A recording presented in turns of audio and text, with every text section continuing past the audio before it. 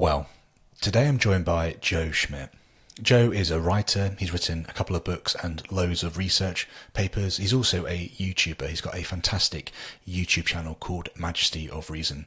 There are links to Joe and his work in the description, so make sure you go and check those out. I wanted to get Joe on the show today to talk about two things. The first one being critical thinking. How can we get past ourselves, our biases, our ways of looking at the world, to become more objective, to become more honest, reflective, and to begin to add in intellectual virtues to our repertoire? I wanted to link that to philosophy of religion. Joe speaks heavily about the philosophy of religion, and I wanted to get him on today to provide an overview to that space. So hopefully together these two concepts, critical thinking and philosophy of religion, can be viewed and thought through the same lens. I thought this conversation was a great introduction, and I hope you find it really helpful.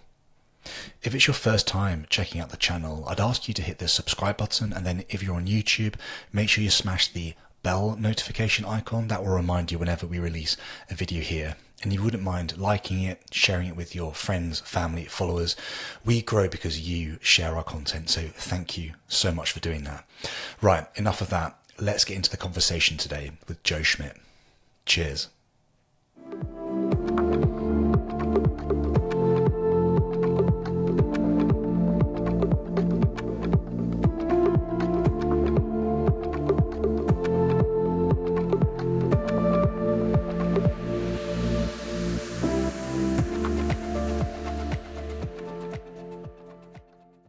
Hello and welcome to the show.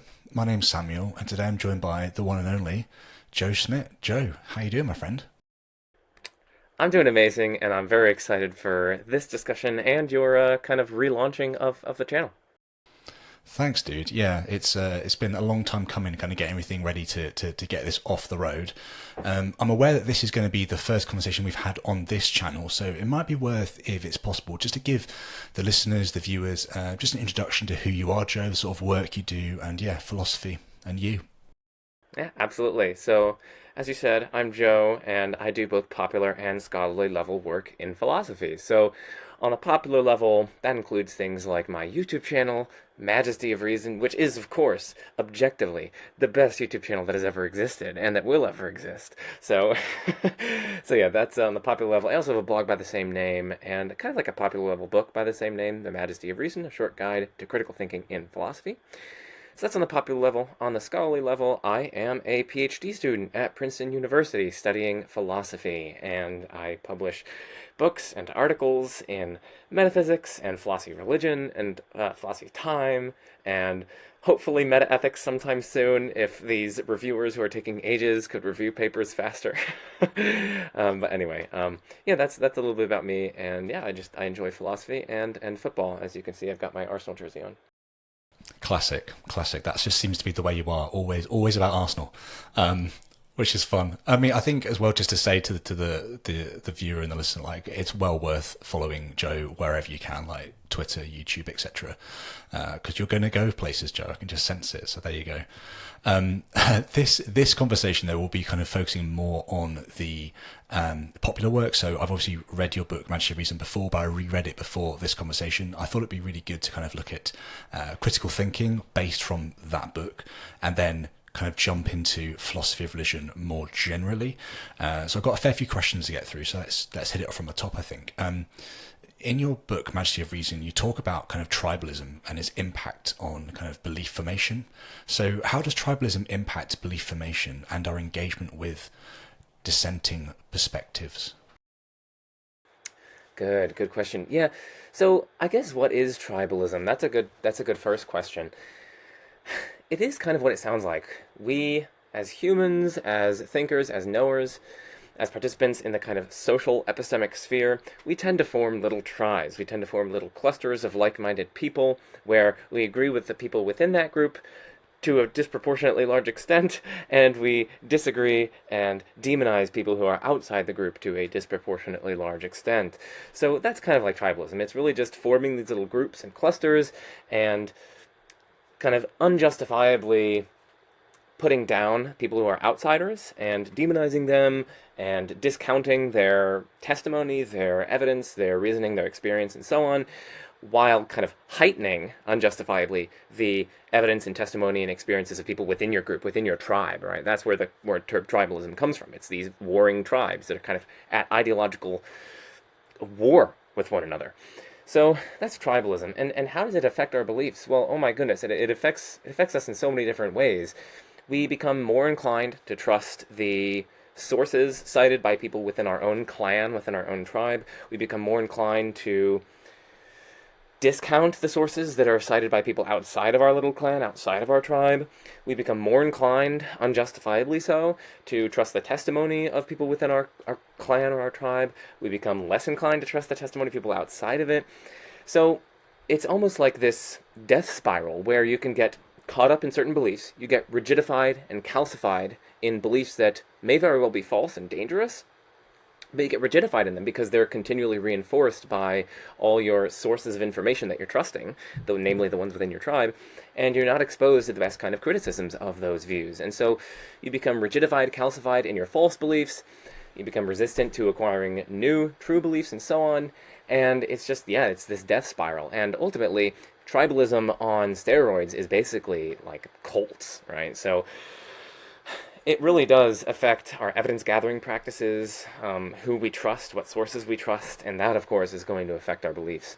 So that's partly why I think it's important to kind of at least highlight these tribalistic tendencies within humans and try to push back on them and try to give us tools for, I guess, cultivating anti-tribalistic mindsets. Of course, it's probably not possible to totally get rid of that.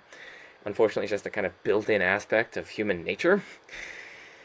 But we can at least try to take steps to mitigate it and at least increase awareness that we are so inclined. So that's a little bit of a rough sketch about what tribalism is and kind of like the project in the first part of the book. Yeah, it's really interesting. In the book itself, you talk about kind of obviously the importance of critical thinking, right? That's where we kind of kick things off from. We need to kind of begin to utilize and I guess gain the ability to think critically, to think outside of our normal parameters, to begin to challenge ourselves. And it's almost like you talk about kind of inwardly directing oneself towards the teleus of truth, which I thought was quite a beautiful phrase. And I kind of guess on that sort of theme then, in what ways does critical thinking actually act as a counterforce towards kind of tribalistic tendencies? Yes, I mean, I have a kind of broad conception of critical thinking where it doesn't just include the kind of skills and capacities that one cultivates and exercises when one discusses arguments and tries to analyze and assess underlying assumptions, and when one tries to kind of just inquire into the truth. It does include that, but it doesn't only include that. I have this broader conception of critical thinking where it also includes these intellectual virtues, and I think as a foundation for that, kind of like moral virtues as well, but maybe I wouldn't be inclined to include the moral virtues within critical thinking. But certainly the intellectual virtues, I think, are a huge part in being a critical thinker. So that's where I think the answer to your question here is going to come in. It's the intellectual virtues that are part and parcel of critical thinking that are going to help mitigate these tribalistic tendencies, these biases that we have, and so on, and that'll really just kind of help us orient ourselves toward that telos of truth, as you said. So what are some of these intellectual virtues? Well, one of them is intellectual humility, and this involves kind of just recognizing the limitations of your knowledge, recognizing the limitations of your abilities, recognizing the limitations of your research, recognizing that there may very well be considerations of which you're unaware that nevertheless bear on the truth or plausibility of the views that you hold. So it kind of tempers you nicely, right? You are properly attentive to your own weaknesses, your own limitations, and you're also properly attentive to your strengths, right? Intellectually humble people aren't just like self-flagellating, right? They don't think that they're just morons who can't understand or know anything. No, it's an appropriate sensitivity to their limitations and their strengths. And then they can the intellectually humble person can appropriately adjust their confidence and their beliefs and their actions in accordance with the extent to which they are supported by the relevant evidence and reasons and so on.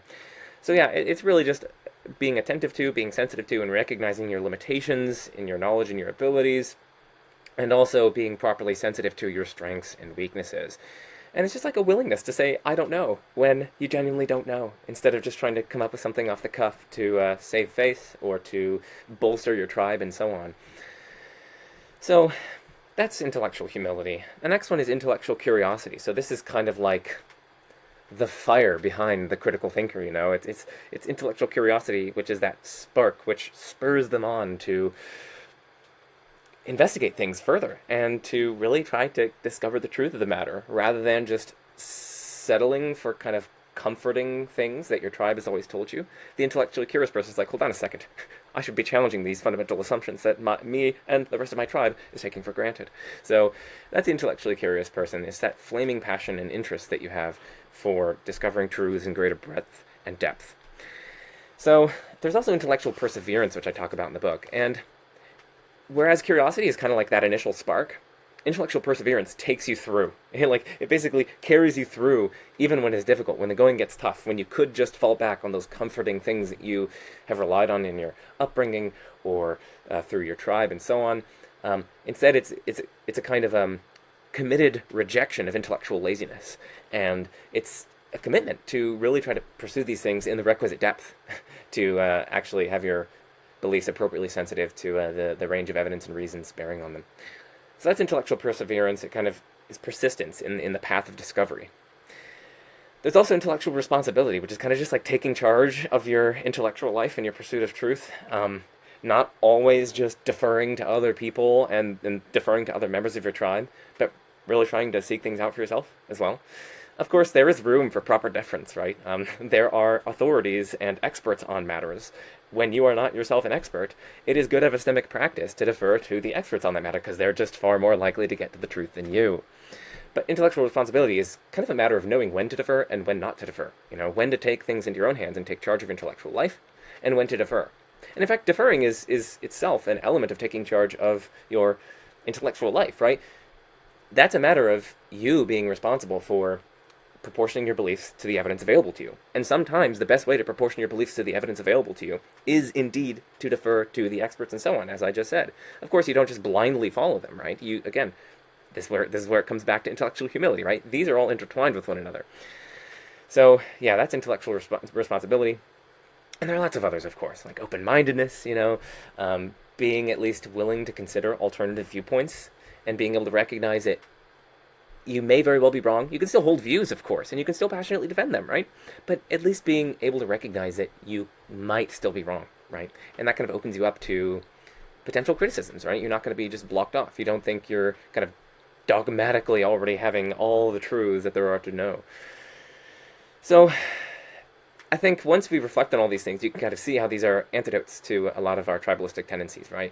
You're not just deferring to people in your own tribe. You're really trying to seek out opposing viewpoints and evidence and so on. You're appropriately sensitive to the limitations of yourself and the members of your tribe and so on.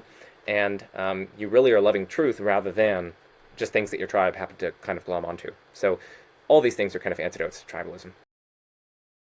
Yeah, no, that makes sense. I think one of the things that I was trying to reflect on when kind of reading your book and reading these intellectual virtues, as you mentioned them, is kind of this sort of how to actually kind of make them habitual practices, or how to embed them within my character. And I kind of guess that's sort of, a kind of a semi-question following on really. It's kind of like, are there any ways that you would suggest people go about trying to actually recognizing that they need to do these things, rather than just taking their sort of maybe view of things as correct, but actually beginning to add in these intellectual virtues in a way that actually kind of we can habitually make, I guess, more prevalent within our life, if that makes sense? Like, how do you begin to move from nothing to something, I guess? That's good. The first step is awareness, just being aware of these things, that they are there, and that these are sort of ideals that we can at least strive to live up to. The first step is awareness. Once you're aware of them, you can at least try to see the tendencies that crop up in your own life when you're like, oh man, hold on a second. There are various respects in which I'm not being open-minded, or there are various respects in which I'm not taking charge of my intellectual life, or there are various respects in which I just am intellectually lazy in various ways. So like the very fact that you're aware of these things and reflective on your own kind of epistemic practices, your belief-forming practices, your evidence-gathering practices, and so on, the very fact that you're aware of these things can itself be the first step in helping you kind of ameliorate those biases and tribalistic tendencies. So that's the first thing to say, is just being aware of them is a great step. I also go in the book, as you know, into a lot of different tips, not only for like productive conversations, but like these tips really do kind of help us cultivate these virtues, I think. At least for my own life, they've done that for me. And for lots of other people who have read my book, they've kind of testified that, hey, I've implemented a lot of these tips and they really are helping me kind of develop as a critical thinker and as an inquirer. So just some of these tips that I find valuable and important are going to be things like, I mean, the first tip, as I say in the book, is indeed just like recognizing that we have these biases and these tribalistic tendencies. That's the first step, to be, I guess, aware of them, and so that you can try to cultivate the practices that get rid of them. So the next tip was something like emphasizing agreement, right, with your dialectical partners. Too often we just zoom into the areas of disagreement and we kind of magnify those, and that you can almost paint the other person as just this disagreeing party who is in the opposite faction. There's no overlap between us, and so there's kind of no common ground, and that's just a recipe for demonization and so on. So if you can kind of recognize and emphasize agreement, at least at certain points in your discussion or before getting on to points of disagreement, that can really help decrease the tension between you and your partner, because you actually agree on a lot of these sorts of things and you're actually sort of on the same team. And that's actually the next step, right? So these are kind of blurring into one another. Recognizing and affirming that you and your dialectical partner are on the same team. You're with the same goals, right? You're trying to gain a greater understanding of the issue. You're trying to discover the truth of the matter. And if you see yourself and your dialectical partner as on the same team, you're fellow explorers on this journey, right? You're not these warring factions. And that'll influence the way that you treat people, right? The lens through which you view them influences the way that you treat them. This is exactly what happened in, for instance, I mean, not to get too grim, but like in Nazi Germany, right? When you paint the opposition as vermin, as vile, as sick, as cancerous, as something that is subhuman and needs to get rid of and is not on the same team, that is a literal recipe for actual genocide, right? So the way that we view others massively influences our actions and the ways that we engage with them. And so when you go into these sorts of things thinking that you're on the same team as them, you're more likely to treat them as if they are on your same team. You're more likely to humanize them, empathize with them, and really genuinely listen to them. And that is a recipe for you getting more truths from them, right? Because they have certain things of which you're unaware. They have their own unique life experiences and so on. So, and it makes them more receptive to your insights, right? Because you're genuinely caring for them, listening to them. So that's another thing. A lot of these tips are things like, being willing to learn from your dialectical partner, actually saying, I don't know, like get into this practice. When you don't know something, don't just come up with a response off the cuff that for all you know, maybe false for all you know, might be true. Instead, say, I don't know, when you genuinely don't know. That's a practice and cultivate. That's a tangible practice that people can implement, and it helps to cultivate your intellectual humility. It's recognizing your limitations. There are other things like perspective taking, right? Like really try to see the world through the eyes of the other person. Like really try to imagine their life experiences, the range of books and evidence and so on that they've read and so on. And try to think about how they see these issues. And that helps to humanize rather than dehumanize them.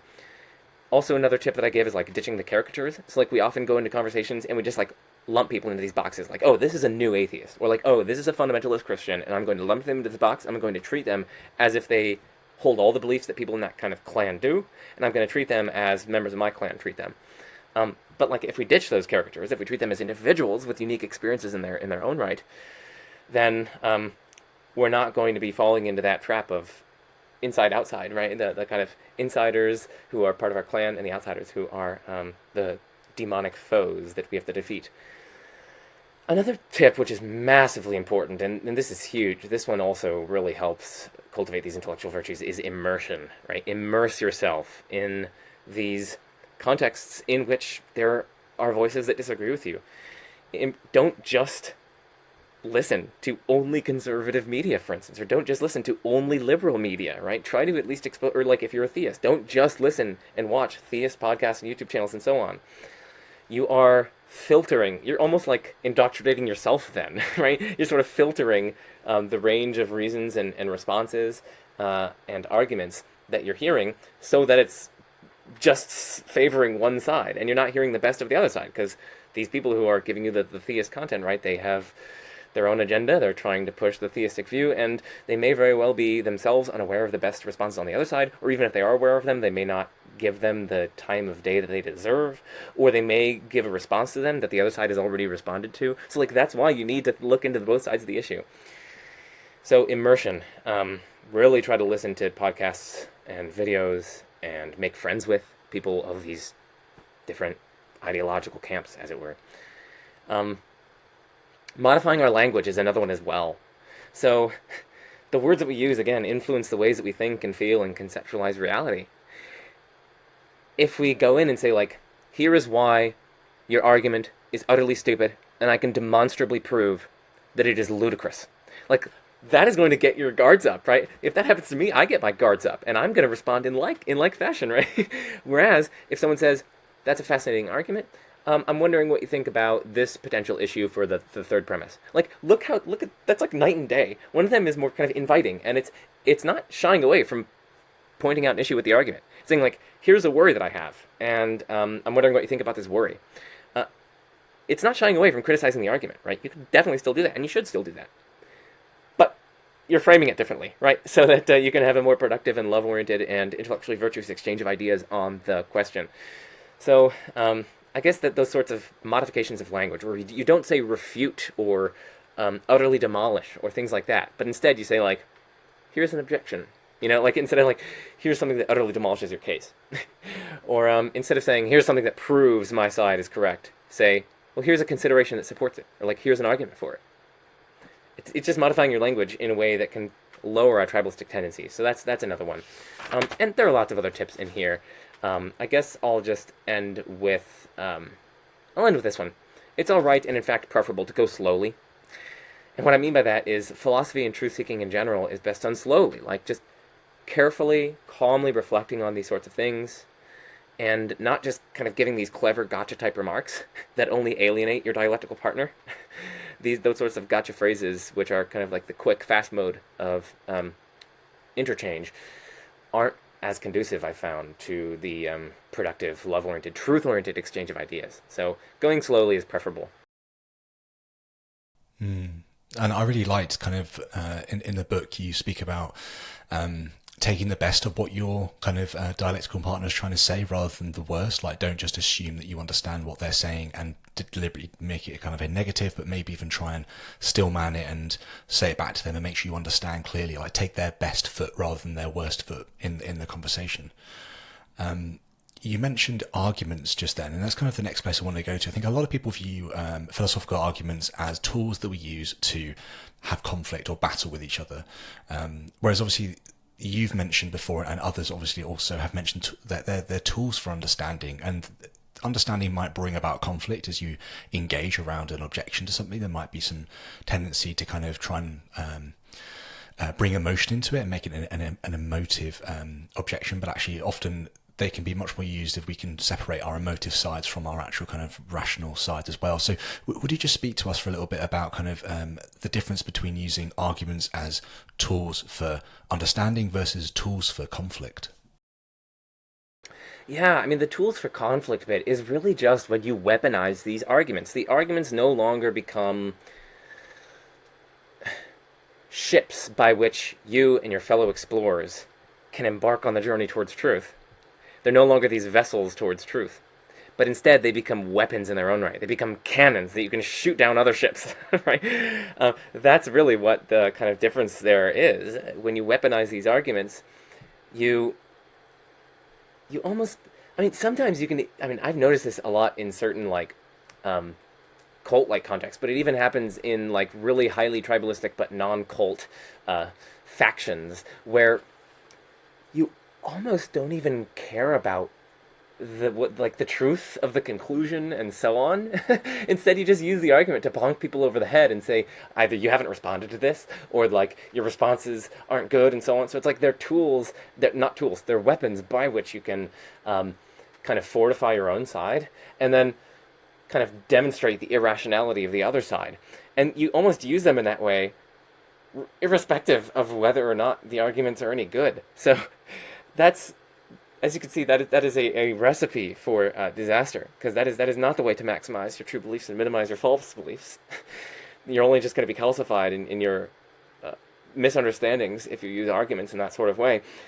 Instead of weaponizing arguments like that and using them to bonk people over the head with and try to demonize the other side and call them irrational, instead, I think the proper way, in my view, to go about mounting these arguments, or at least it's the proper way if you're interested in getting to the truth. The proper way is to use them, as tools for exploration. Of course, you can use them to try to convince the other side, but you're not trying to use them so that you can show the other side is irrational, and you're also using them in a way that you're appropriately sensitive to the objections and so on. Like if you get an objection, you're genuinely considering whether or not it might undermine or rebut the argument in some way, and you're willing to get rid of the argument and no longer use it if indeed you find that some of these objections are probative and succeed. So, using them as tools is just a different way of engaging with the arguments. You are going to be inclined to no longer use them if you think that an objection works, whereas the weaponizers are going to be using the arguments even if there are some objections that they can't respond to or that they think are kind of plausible. Instead, they're just kind of weapons that they can use to bring people onto their side and so on. So, it's just this different mode of engagement, this different mode of being in the kind of epistemic world. Of the kind of weaponizing mode of being and the kind of exploratory mode of being. And I would just encourage us all to be in that exploratory mode of being. I think it's the most conducive to getting to the truth of the matter, and at the very least, if we don't get to the truth of the matter, increasing our understanding of the relevant issues and the connections between the ideas therein. I want to invite you to join our community on Locals. There is a range of free and supporter-only benefits to check out. On Locals, you can ask guest questions, access the reading plan to prepare for upcoming conversations, get early access to all the full-length video and audio versions of each episode, and meet like-minded followers of the show. The link is in the description, and I hope to see you there.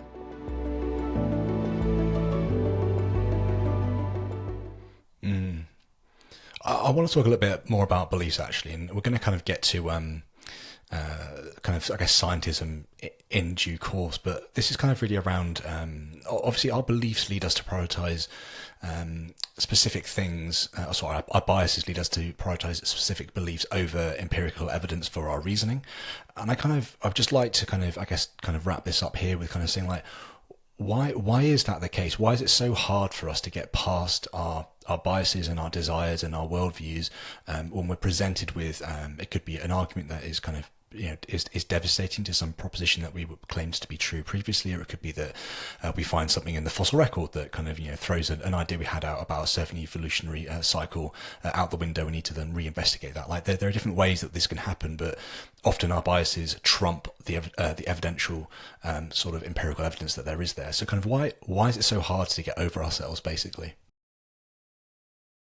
I think there are lots of reasons. One of them is probably just humans in general are very prideful creatures.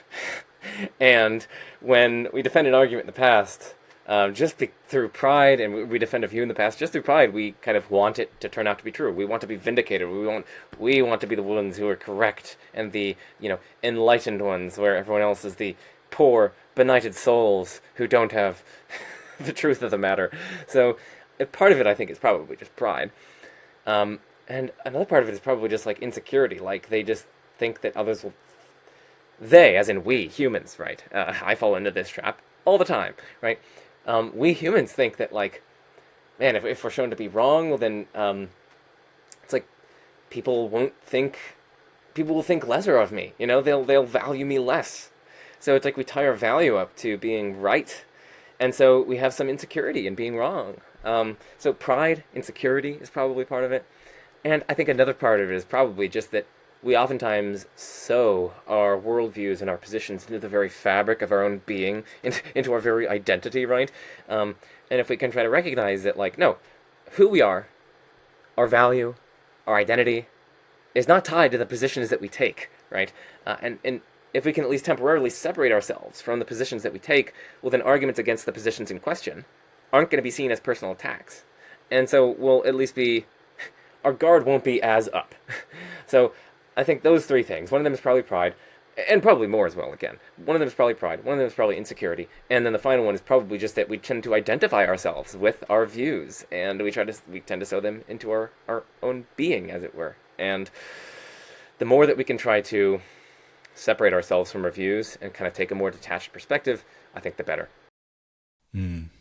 there are obviously kind of foundational beliefs or views or opinions that we all hold, and using the previous example, an argument might be presented which is very challenging to one of those foundational views, and they're kind of swept away. And then often at times people can be quite concerned about, I guess, relaying foundational views that they can then build upon, because those foundational views have been knocked away. So they're kind of in this tension between obviously wanting to begin to build and understand and move forwards, but also unaware of how much evidence is required, I guess, to have a foundational proposition or view that they can then begin to build, obviously, philosophical arguments and cases against, but also build a life from.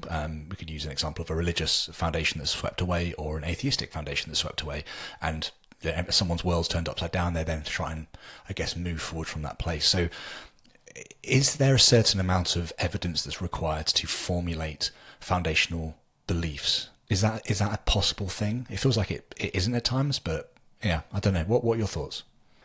It's a great question, and this is one of those cases where I just have to say I don't know. I mean, like, this is very difficult, and like there are all these questions in epistemology about like, how much evidence do you need in order to be justified in believing the proposition?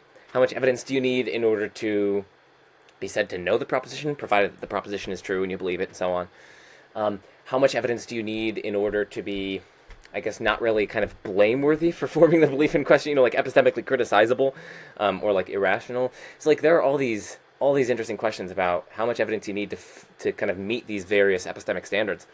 And it's just not clear. And it may very well vary by question. It may vary by how important the question is. So if I have like a very severe peanut allergy, then I may very well need much more evidence to be justified in thinking that this plate that this bowl of food that I'm about to eat doesn't have peanuts in it. I may need much more evidence in order to be justified in believing that than if I like have a very slight allergy and it kind of just makes my throat itch a little bit, but it's okay. I may not need as much evidence. I may just need someone saying like, "Oh yeah, I didn't put peanuts in there." That might actually be enough for me to justifiably believe that there's no peanuts in there. Whereas if I have a severe allergy, I may actually need more evidence in order to even be justified. But so like there are these interesting questions. I'm not saying that that's true. I'm also not saying that that's false. But it's a debate in epistemology, right? And there are lots of these debates. So like it may vary by question. It may vary by the practical stakes. It may. I don't know. There's just so many interesting questions here, and I surmise that it's going to have to be like a case-by-case basis, and various contextual factors will probably have to be taken into account. But I don't have firm convictions here. No, that's really interesting. It's one that I definitely wrestle with regularly. I think I will be for the rest of my life, to be honest with you, trying to understand how this works and makes sense. But that's part of the enjoyment, as well. So I've got kind of one final question around sort of kind of, I guess, critical thinking, or the segment that is the critical thinking, before we dive into philosophy of religion. This one's really about sort of boundaries between scientific and non-scientific methods of knowledge acquisition. So what defines the boundaries between scientific and non-scientific methods of acquiring knowledge? And how do these boundaries shape perceptions of truth? Wow. What a question. What a question. That's a very hard question to answer. I mean, there's this huge debate in philosophy of science, and it's basically the demarcation question. If people look up the demarcation question, I'm sure there's like a Stanford Encyclopedia of Philosophy entry on this, or maybe an Internet Encyclopedia of Philosophy question on this, or entry on this. But it's basically, the question of like how do we demarcate science from non-science? And it's also the more specific question of how do we demarcate science from pseudoscience. But there's this interesting question, like how do we demarcate science from non-science? It's a tough question. And, I mean, science is... I don't know if there's even consensus on this question. I mean, Karl Popper famously said that, like, hey, falsifiability is like this mark of science. That at the very least, scientific questions and scientific hypotheses should be falsifiable, and that there's, like, some experiment in principle that you can perform, or some sort of kind of empirical evidence gathering and inquiring that you can perform in principle that would be able to show that the hypothesis in question is false, or at least would be able to be evidence against the hypothesis in question. So, like, one thing might be falsifiability, but even that seems wrong. Like, it doesn't really seem to be like a scientific hypothesis that, for instance, I am in excruciating pain right now.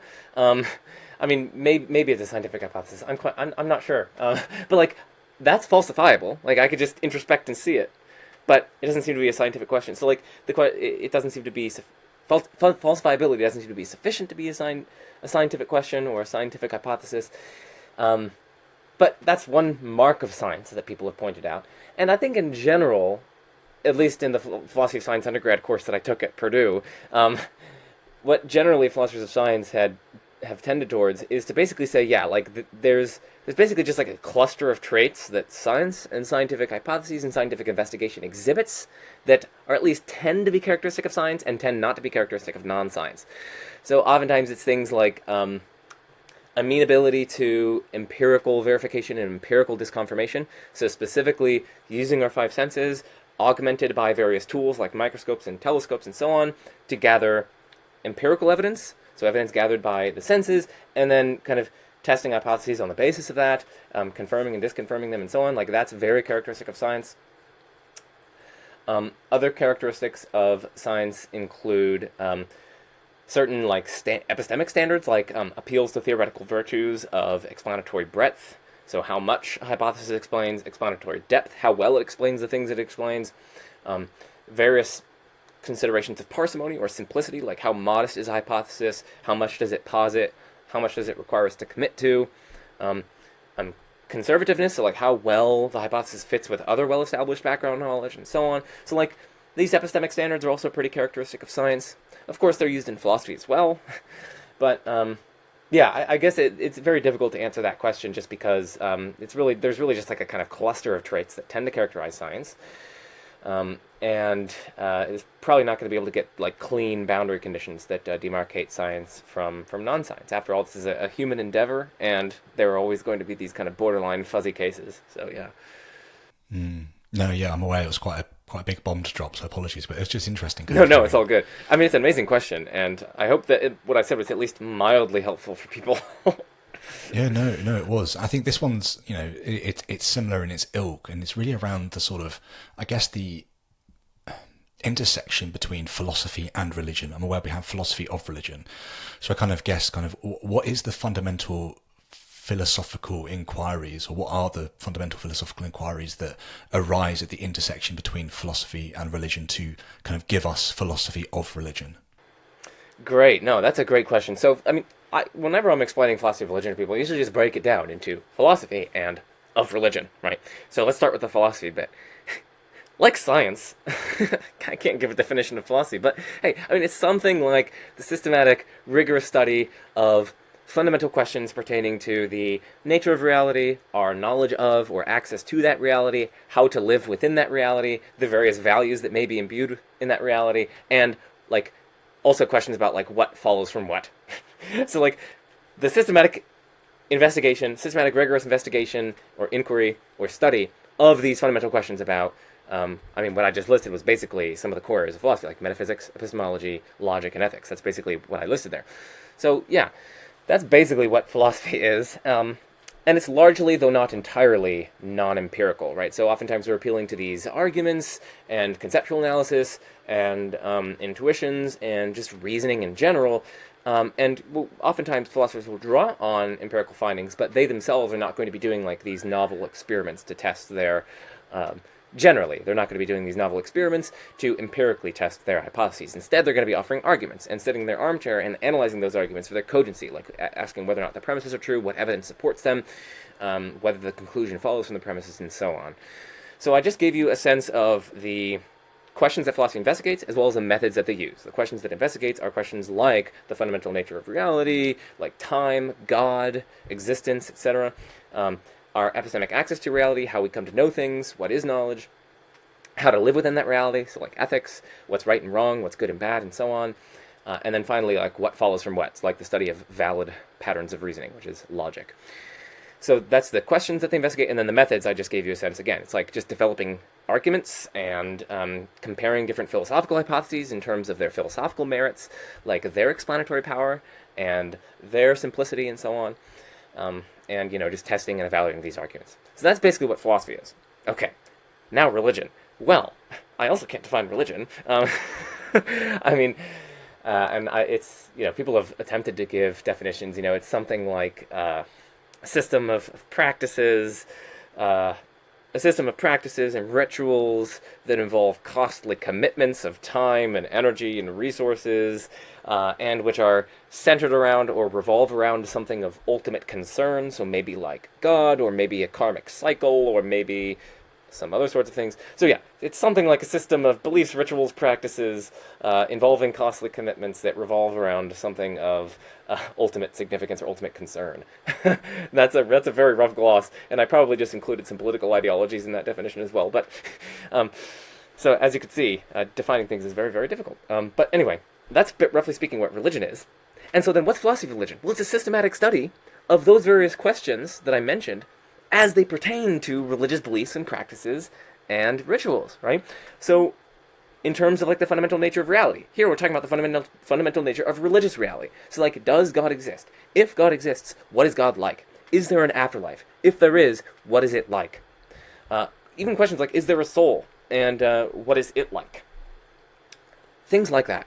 So that's like studying the fundamental nature of religious reality. What about our epistemic access to reality? Well, that also applies in the context of religion. So our epistemic access to religious reality. Can we know God exists? If so, how? What are we to do in the face of significant, widespread, pervasive, deep-seated religious disagreement? Should we suspend judgment on these questions because there's so much disagreement about these matters? These are epistemic questions about how we should go about forming and revising our beliefs in light of these various kind of religious data, right? So that's kind of the epistemology as applied to religion. Logic is kind of topic neutral, so there isn't really like a logic of religion. Logic just concerns what structures of sentences follow from other structures of sentences. And then there's ethics, right? There's religious ethics. So like, how should we behave when there is so much disagreement between these religions? Like, how should we treat other people in other religions? How should we engage in a political society, given that there's so much disagreement about how to live, right? Would it be better if God exists? Like, that's a kind of axiological question. Whether or not God exists, would it be better if God exists? Or would the world be better if God didn't exist? Like, all these interesting questions that philosophy investigates as applied to religion and religious questions. So that's a sense of what philosophy of religion is. I know it's a bit of a rambly answer, but that's the best that I can give. No, it's great. I mean, these questions are very broad and very full on. Did it sort of deliberately to kind of get you to kind of do this, to kind of like give us the defrag of your brain as much as possible in a few minutes? So no, I appreciate it. The next one's again kind of a similar ilk. So how do various philosophical frameworks and approaches impact the understanding and interpretation of religious beliefs and practices? Yeah, so you're asking sort of specifically about religious practices here, which is it's interesting because oftentimes philosophers are so focused on beliefs, right? Like, are these beliefs true? And what's the evidence for them, and so on. But less so. I mean, there's a lot of work more recently that is focusing on religious practices specifically. But Interesting. religious beliefs have been the large focus of religion. Like, does God exist? Like, are these beliefs true? And like, how should we update our beliefs in light of these things? But there's much less work. I mean, again, recently there's been more work, but there's been much less work focusing on the kind of practical side of things. Like, how does philosophy of religion specifically intersect with, or interact with, or impact religious practice? It's a good question. I mean, I wish I specialized on these these questions about religious practice. I mean, here's one really tangible and interesting. Maybe this is how I'll answer your question. Here's one really interesting way in which philosophy of religion can impact religious practice. There is this question: do Christians, Jews, and Muslims worship the same God? It's an interesting question, right? Clearly, the Christian God is posited to have different characteristics than the Muslim God, for instance, right? The Christian God is Trinitarian. The Muslim God is not Trinitarian. The Christian God became incarnate and in Jesus Christ, and the Muslim God is typically not believed to have done such a thing. So you might think there's a kind of trivial sense in which, no, they obviously believe in different gods. But hold on a second. When people have different conceptions of someone, that doesn't mean that they're thinking of a different person, right? Like, the liberal might think that Donald Trump is this, criminal, racist, sexist, incredibly prideful, arrogant liar, right? That's how the liberal might conceive of Donald Trump. The conservative might conceive of Donald Trump as this, like, heroic liberator of the United States and this bastion of all things true, good, and beautiful. They conceive of Donald Trump very, very differently. But obviously, they're still referring to the same dude, right? They're still thinking about the same person, right? And so even though they conceive of this thing differently, this thing, Donald Trump, this person, they are nevertheless referring to, when they say Donald Trump, and when they think about Donald Trump, they're nevertheless referring to the same person, right? But you might think sometimes people can have such radical different conceptions of something that they actually don't end up referring to the same thing. So, like, the term Madagascar, I think there's this interesting story about the naming of Madagascar, where, like, someone thought that it was a different landmass than it actually was, and so then, like, there were these different groups that were using the term very differently to characterize different landmasses, and you might actually think, quite plausibly in that case, that they actually aren't thinking of the same thing. So, like, there are these interesting questions about, like, when is it the case that sufficient divergence in characterization of something makes it the case that they are no longer thinking of the same thing? Like, maybe one of their concepts actually does accurately characterize it, the thing in question, the referent, the object in reality, and so then they are really referring to that object by their speech and language and thought. But maybe the other group has such a radically divergent characterization that they actually refer to nothing when they're speaking, right?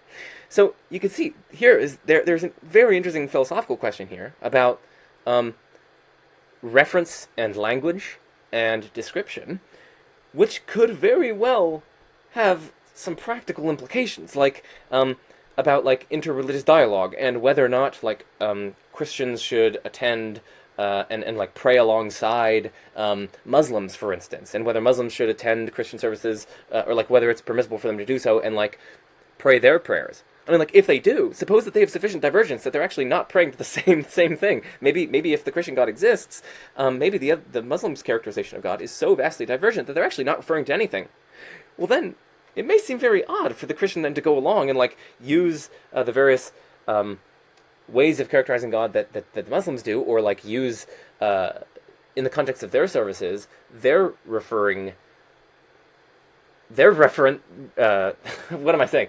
Their modes of reference, their ways of referring to God, to use those. It might seem odd to do that, because that doesn't actually refer to God. You're not actually singing praises to God then, the real God that actually exists. Right? So there's an interesting overlap you can see between this philosophical question about whether or not Christians and Muslims worship the same God, on the one hand, and then the practice question of, like, interreligious dialogue and the kind of actual practices that these Christians and Muslims engage in. So that's just one example, and there are many more that I could go through, but I think that suffices. I know I butchered it a little bit in there, but that's okay, right? We can own up to our limitations, and I'm here owning up to my limitation. Amen, brother. That's fantastic. I guess so. This is kind of off script, but kind of, do you think therefore that kind of philosophy of religion should be doing more, should be lifting more and looking at things like actual kind of practices? I mean, where you said that there is work being done on that, but do you think that's an avenue that we're going to see more of the tools of philosophy of religion being applied to in due course, or do you think it's going to stay mainly within the sort of beliefs space? Like, how do you see that kind of playing out over the next few years? Great question. I mean, it's very risky offering these sorts of predictions, but like so I honestly don't quite know. I mean, there has been an increasing emphasis on, so, like, philosophy of religion so far. Not all philosophy of religion, but a lot of philosophy of religion. If you look at the journals that are publishing in philosophy of religion, and you look at the articles that are being published therein, a lot of it is very Christocentric. Like, a lot of it is just, like, insider baseball between, like, Christian philosophers talking about Christian philosophical issues. That's been a lot of philosophy of religion. And as of late, there have been a lot of attempts, for instance, by Eugen Nagasawa and Andrei Bukharev and lots of others, trying to bring in a lot wider and more diverse perspectives in philosophy of religion. So, like, Eastern approaches to religion, indigenous approaches to religion, like African approaches to religion, and so on. to try to widen and broaden the scope and the perspective of philosophy of religion. After all, it's philosophy of religion, not philosophy of Christianity, right? So, given that, I also wouldn't be surprised if there's more and more focus on the kind of religious practice, because it's, I don't know, it's just a part of an effort to increasingly diversify and broaden the field of philosophy of religion, away from these kind of highly belief-focused, Christocentric philosophical debates, and toward wider, less Christocentric, and perhaps even less belief-focused philosophical topics of investigation. So I actually wouldn't be surprised about that, given that there are all these recent trends towards kind of globalizing philosophy of religion. The sort of space that I'm really interested in and trying to begin to get my head around, just to start with, is obviously kind of belief and practices are wedded together to a certain degree. But if we can begin to kind of create a, what would be the right term, like a sort of a history of kind of religion, if we can look at like almost like an anthropology of philosophy of religion, or how cultures and different groups and peoples throughout a long view, like if we can get back 20,000 years or more, it's not possible, but right, but if we could begin to try and understand how things have developed, looking at Mesopotamia and other areas, and how religion kind of came out and moved across, and how it's diverged and changed in the last 2,000-3,000 years, if we can begin to look at that, we can kind of begin to kind of, I think, have a much broader perspective of the human condition and how religion has played a role into that space. And I think that'll probably begin to change the conversation. And I kind of have hopes that we begin to see that slowly working its way out. I don't know what, last off script question, but what are your thoughts on that, Joe? I think that's right, and it's a good thing to hope for, I think. And something that indicates that hope might come to fruition is that there's actually a lot of interdisciplinary work in philosophy of religion as well. So, like, philosophers of religion looking at the cognitive science of religion and the origins of religion and religious belief and religious practices and so on.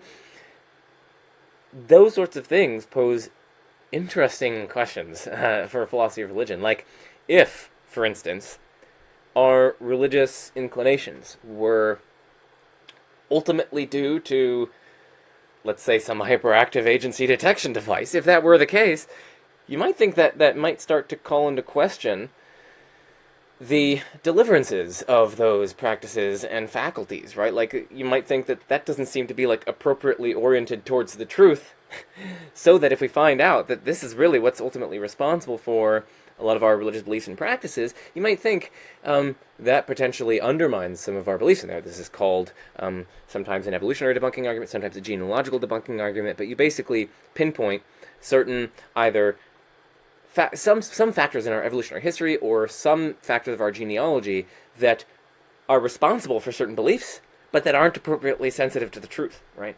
And if you can pinpoint that, then that arguably gives us grounds to doubt the beliefs that are produced in that sort of way, because they're not produced reliably.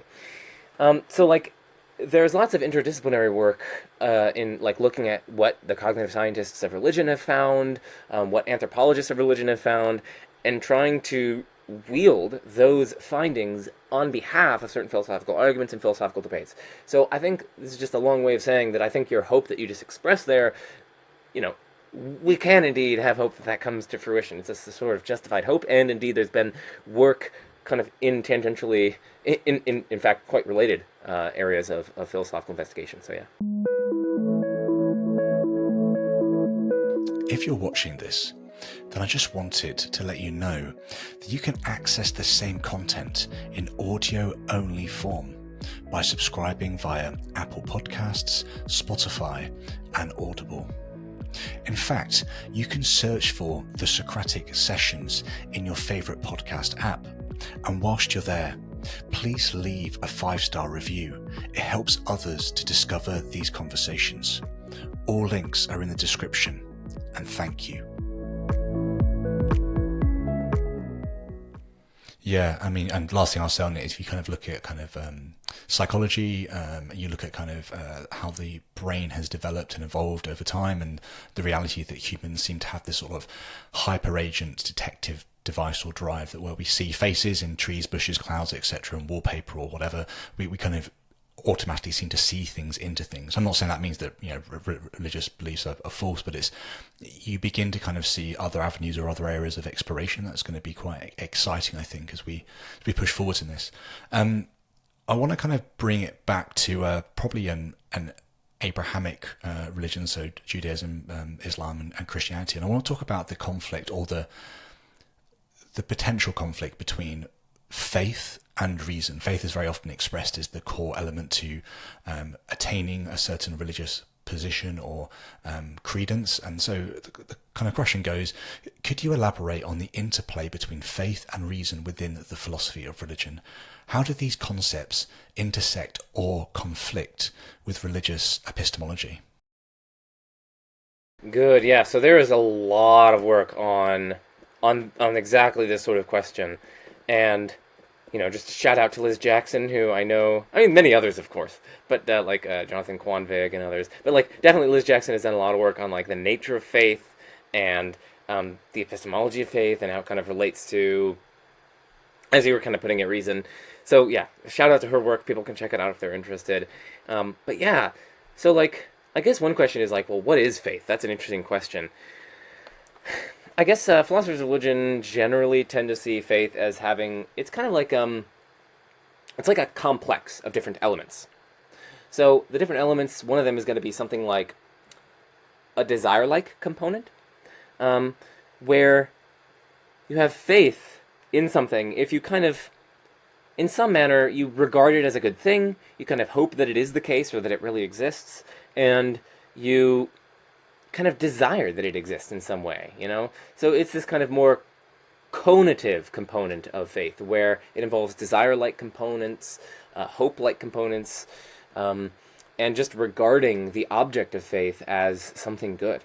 You would tend not to have faith that your team will lose, like that. I would never have faith that Arsenal will lose their game. Like, what? I don't regard that as a good thing. So of course I'm not going to have faith that it will happen or something like that. No, it involves some kind of hope, some kind of desire-like element, some kind of regarding as good. So that's the kind of conative side of faith, the kind of conative component. But there's also a cognitive component of faith, which is something that's belief-like. Now, there's actually a lot of debate, interestingly, about whether or not belief is required for faith. Like, whether or not you can have faith in God, even if you don't believe in God. Maybe you just have a decently high credence. Like, maybe you're just like, I think it's slightly more likely than not that God exists, and I really hope that he exists, so I'm just going to commit to God and commit to living this certain way, and I regard it as a good thing if God exists.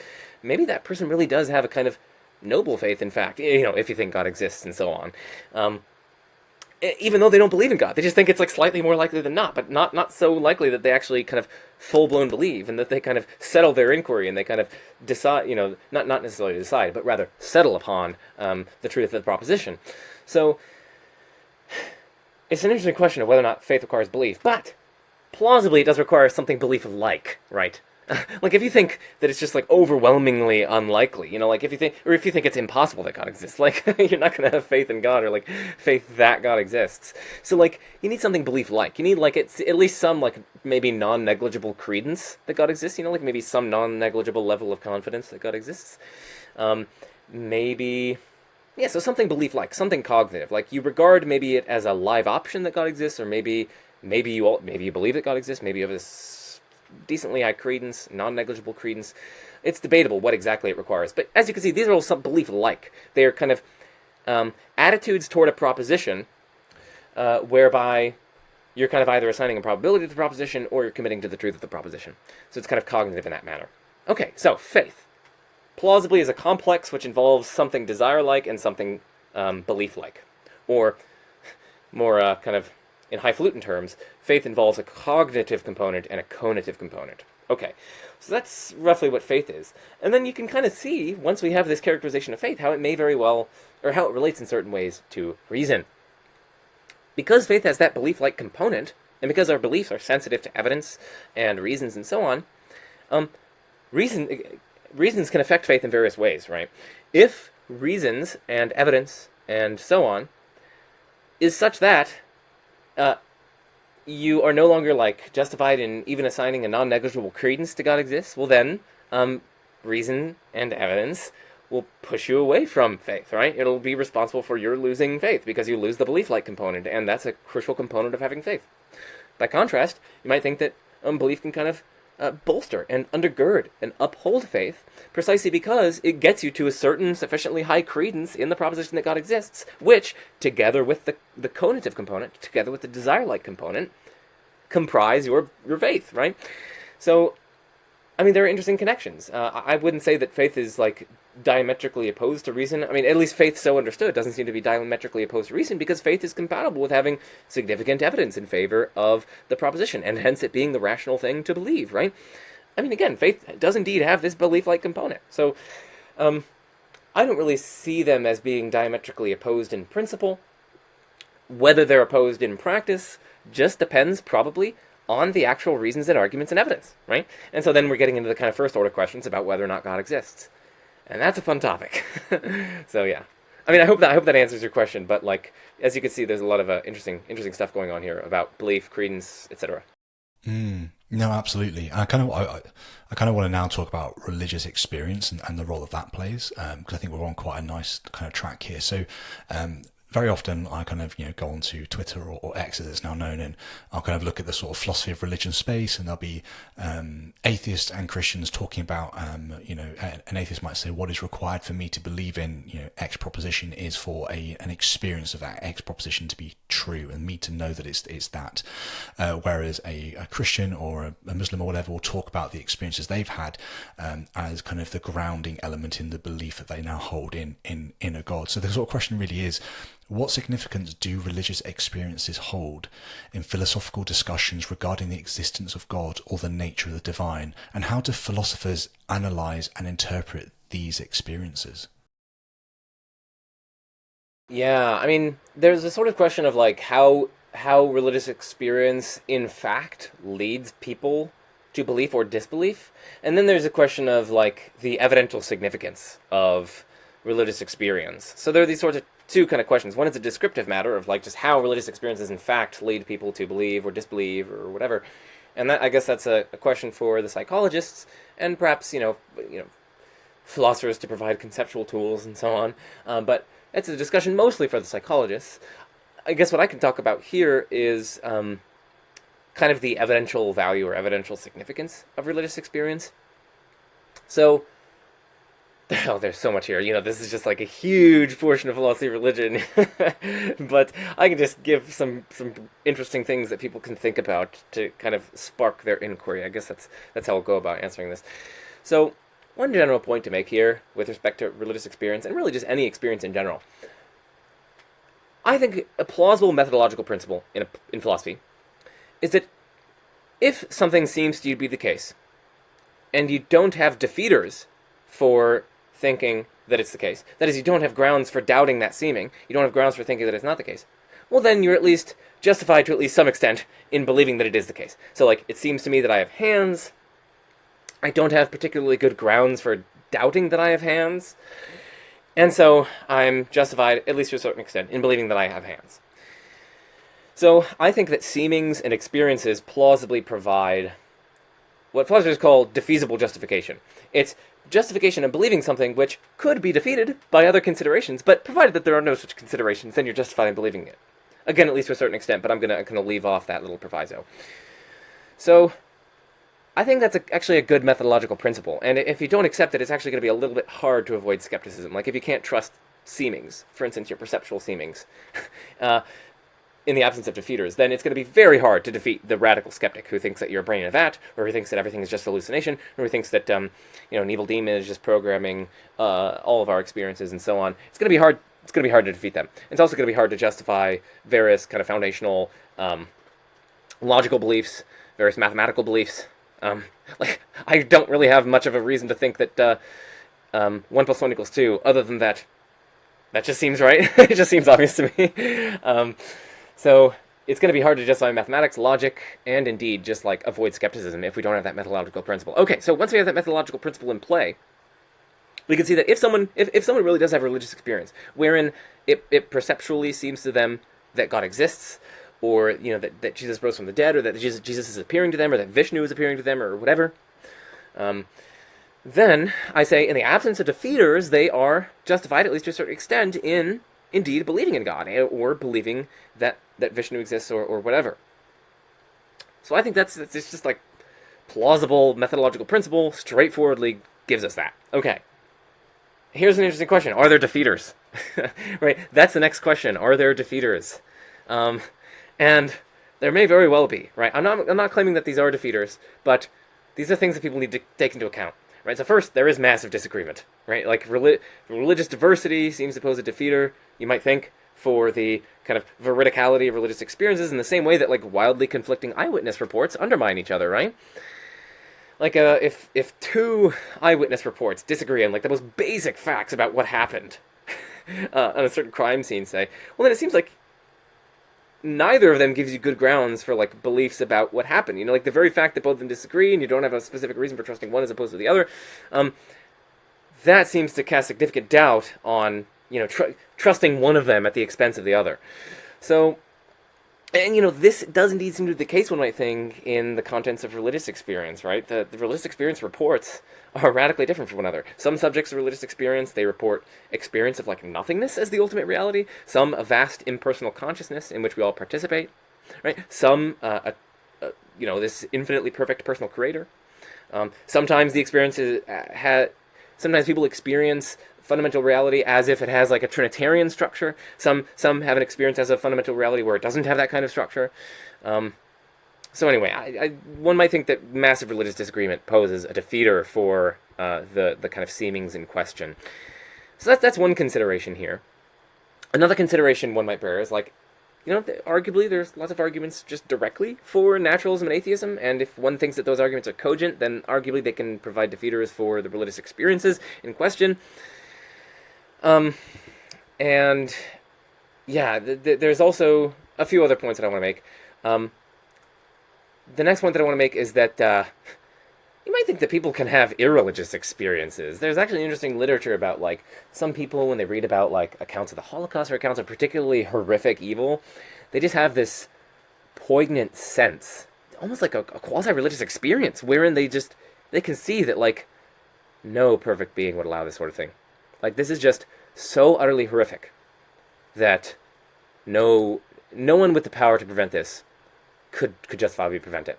You might think that people have those kinds of experiences. Now, again, it's debatable whether or not people have those kinds of experiences, but I mean, at least some people have reported having them. So, like, there's also the fact that there seems to be irreligious experience. So, if people want to justify God's existence, you know, basically, if people want to appeal to religious experience to justify God's existence or some religious claim, they also have to take into account at least potentially widespread irreligious experience of the sort that I just mentioned. And then finally, the last point that I want to make, in addition to disagreement, there being also evidence and arguments for atheism or naturalism that might defeat these, and in addition to irreligious experience, I also want to mention, fourthly, that we shouldn't be understating the evidence. Okay, what do I mean by that?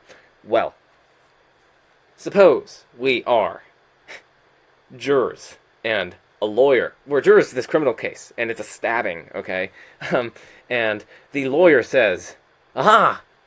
Smith always carries around a knife with him, and that gives us some reason to think that Smith was the murderer. After all, you know, this person was stabbed. And I guess if someone always carries around a knife with them, then I guess it's a little bit more likely that they'd stab someone than if someone doesn't even have a knife with them at all, right? So, but suppose we learned that the knife is a butter knife. You can't really, and you know, like the butter knife definitely wouldn't have been able to make these wounds on someone that the person had.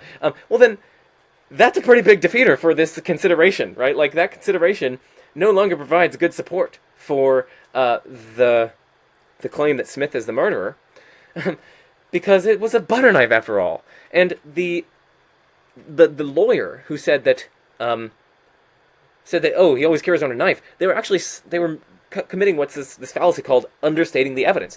They were understating what we actually know about the evidence, namely that it was not just a knife, but a butter knife, and that affects the direction of evidential support, right? If it's a knife, if it's just like a knife and you don't specify that it's a butter knife, well then yeah, that might lead you to think that, and justifiably so, might lead you to think that Smith is the murderer, or at least it's some evidence for that. But if it's a butter knife, that's not the case. So, where am I going with this? Well, religious experience, we can't just talk about, oh, people have experiences of God or something like that, right? We also know lots of other more specific facts about religious experience that seem to be pretty surprising if God exists, like that that it very often leads people to do horrific things. Right? I mean, just like look at the Old Testament firstly, but even setting that aside, like people claim to have religious experiences and they end up like drowning their children as a result of it and so on, or they do these terrible things. So that's one thing. Another thing is that the vastly divergent character of religious experiences that I mentioned leads to significant tribalism and warring factions and even religious wars and so on. And you might think that seems kind of surprising if God exists. Like, wouldn't we think that God would kind of want to inform people about his actual character in a kind of reliable way so that they can get to know him as he truly is and have a proper relationship with him? You might think that that's kind of what we would expect. So, like, there are these various more specific facts about religious experience that may very well tell against God's existence, even if the bare fact that people have religious experiences tells in favor of God's existence, right? Because, again, if someone has an experience as of P, that arguably provides some evidence, at least for them, in thinking that P is the case. So there is going to be some kind of support there. But again, we can't ignore these more specific facts about religious experience. So anyway, those are just 4 different points. I hope they were helpful. Just to recap the four points. One of them is, well, it was kind of 5 points. The first one was setting up the first 4, and it was basically saying that given this methodological principle, which is arguably good philosophical practice, religious experiences plausibly provide the person who, minimally, the person who experiences them with justification for thinking that the content of their religious experience is true, is veridical. So that's the first thing. But the second thing is that that's in the absence of defeaters, right? And then I just went through kind of 4 different points there. One is that, hey, significant disagreement about the content of religious experiences may very well pose a defeater here. Another potential defeater is like the evidential case for naturalism or atheism. Thirdly, there is irreligious experience that people have to contend with. And then fourthly, we cannot understate the evidence because there's lots of other specific facts about religious experience that may very well seem kind of pretty surprising if God exists. So anyway. We've kind of spoken about, I guess, personal religious experiences as well as sort of kind of, I guess let's use the term anecdotes. So like kind of somebody providing loads of anecdotes around a certain kind of religious viewpoint to kind of prop that up almost as well. So I kind of guess, just to really help myself understand this a little bit more, Joe, so just to kind of dive in slightly deeper, kind of, is there anything that we should be, apologies, is there anything we should be viewing as more kind of salient to belief or non-belief in a deity? So would, personal, if I had a personal religious experience, that would be kind of this one thing, but also kind of if I have all these anecdotes or these stories, that's something else. But we kind of often blend those two things together, right? We have an experience, we then look for justifying that experience or understanding that experience, and we kind of turn to wherever and we use the anecdotes and stories from this place to kind of help us to understand the experience that we had. So is there anything else in that space that we need to explore in this conversation, or do we think that we hit all that in the last segment? I just want to make sure that we're hitting personal religious experiences as well as anecdotes or stories or testimonies, I guess, around belief, and using those to, I guess, interpret the experiences that we might or might not have. Interesting. Yeah, I mean, you do bring up this point about interpretation, and that is, and you bring up the fact that like these background beliefs and experiences of ours may very well like affect the contents of our experience. Like they affect not only how we interpret it, but it may very well even affect the contents of it. So it's an interesting question how this should impact the epistemology of religious experience. Like that's one typical response, in fact, to the point about disagreement. It's that, hey, actually, again, I'm not saying this is a good response. I'm not saying it's a bad response. I'm just giving this to people because it's a tool for their philosophical toolkit. Okay. A lot of times people respond to this point about disagreement by saying, hey, these experiences, like the actual content of them is actually really similar. Like they have an experience of an ultimate reality that is somehow transcendent and powerful and kind of awe-inspiring. So they all kind of have this core, so the thought goes, they all have this kind of core religious experience, and then the divergences among the reports of that experience are actually just chalked up to differences in interpretation. Like, given people's background beliefs, given that they're Hindu, right, they interpret this as Brahman, right, and so they ascribe these various features of Brahman, and then they might kind of reconstruct their experience by saying, oh yeah, that was definitely like this impersonal, aperspectival consciousness. Whereas the Christian might have the exact same experience, just like experientially, but again, interpretationally, they kind of interpret through a different lens, namely their Christian lens. And so maybe they kind of glom onto some aspect of the experience, and they say, the loving portion that I experienced, that was the Holy Spirit, and then the kind of sacrificial element of it was the kind of the Son, and so they give this Trinitarian structure and so on. So like you might think that there's actually a lot less disagreement in terms of the content of religious experience, and the divergences come by way of differences in interpretation due to different background beliefs. And that's one common response to this point about religious disagreement posing a potential defeater. And then, of course, you get into the question of, like, how plausible is it that the content of all of these experiences is exactly the same? And, of course, there are different kinds of religious experience. There are certain mystical experiences. There are non-mystical experiences. There are, like, unitive mystical experiences. There's actually really interesting literature on mystical experience that people can check out. But I think there's a whole Stanford Encyclopedia entry on mystical experience. So, and with Paul Draper in one of my classes at Purdue, we covered mystical experience a ton. So anyway, a lot of interesting stuff there. But I just wanted to emphasize that your point there about interpretation is a point that is made in the literature, and it's very relevant to these debates, and I was just trying to sketch its relevance. Yeah, no, that's helpful. Thank you. I want to turn then briefly to, I guess, philosophy of religion's intersection between ethics and morality. We've already spoken about kind of ethics being one of the four core pillars to philosophy of religion. So in what ways does the philosophy of religion intersect with ethics and morality? So how do religious beliefs influence ethical frameworks? And conversely, how do ethical concepts shape religious ideologies? Good. Yeah, I mean, one thing to say here is that, a lot of people think that without some sort of religious worldview, it's not even possible to have any ethical properties. Like, nothing would be right or wrong or good or bad if God didn't exist. Some people kind of make that claim. I don't find that plausible. I talk about that ad nauseum on my channel in my Moral Arguments playlist. So I'm not going to reiterate what I've said on that here. People can just check out my Moral Arguments playlist. So that's one way. That's one way in which kind of ethics intersects importantly with philosophy of religion, is that a lot of people think that there couldn't even be ethical truth and ethical properties if certain religious tenets were false, like the tenet that God exists. So that's one big way. And there's actually a lot of interesting stuff in, I mean, even setting that aside, right, whether or not God is required for morality, there are interesting questions about, like, well, if God exists, what would God's relationship to morality be, right? Would he basically be the kind of perfect knower who can relay to us knowledge of the ethical truths, even though they're kind of independent of him? Or would he be more like a legislator? Would, like, he be the one who lays down the moral law? Like, there are these interesting questions. And theists disagree about that. So, like, there are interesting questions about, like, if God exists, how does ethics relate to God? Like, how do ethical truths relate to God? Are they somehow grounded in God's nature? Are they grounded in God's commands? Are they not grounded in God at all, but he just kind of is this perfect relayer? He just relays them to us perfectly? So lots of interesting questions there. There's also ethical epistemology. How do we come to know ethical truths?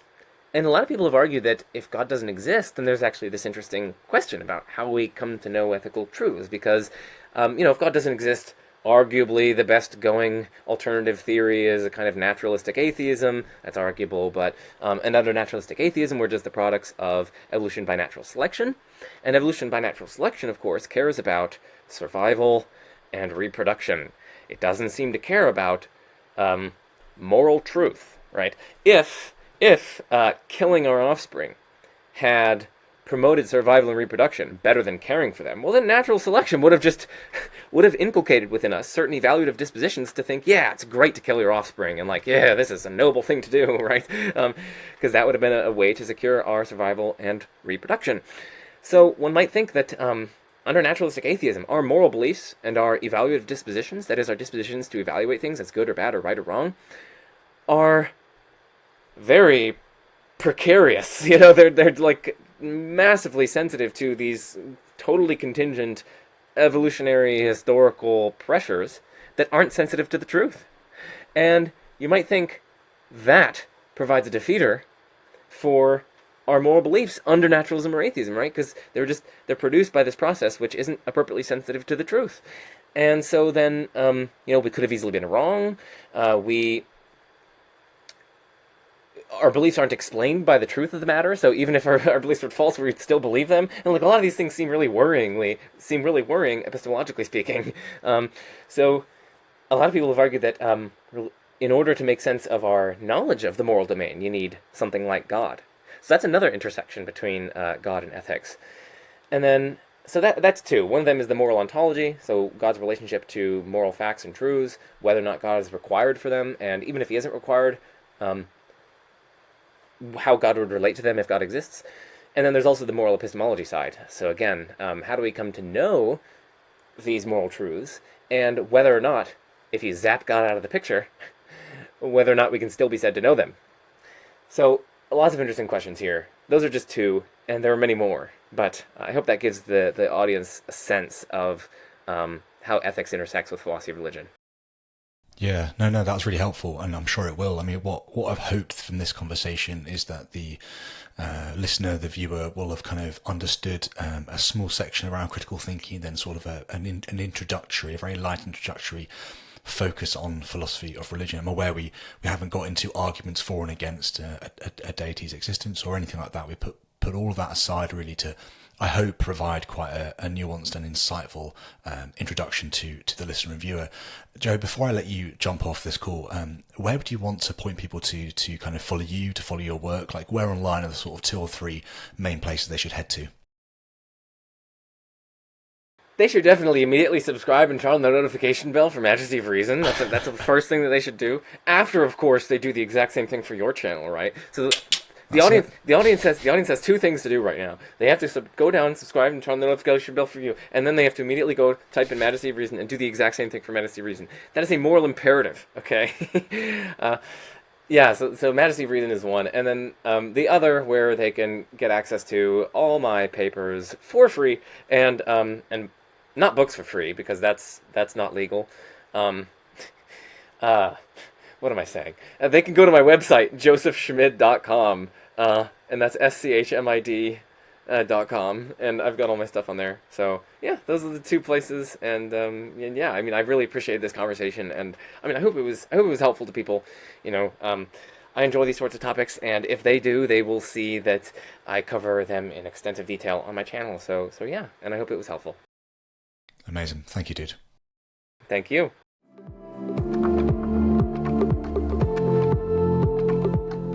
Thanks for checking out this episode. Please like, subscribe, and hit the notification bell. And make sure you check us out over on Locals. Cheers.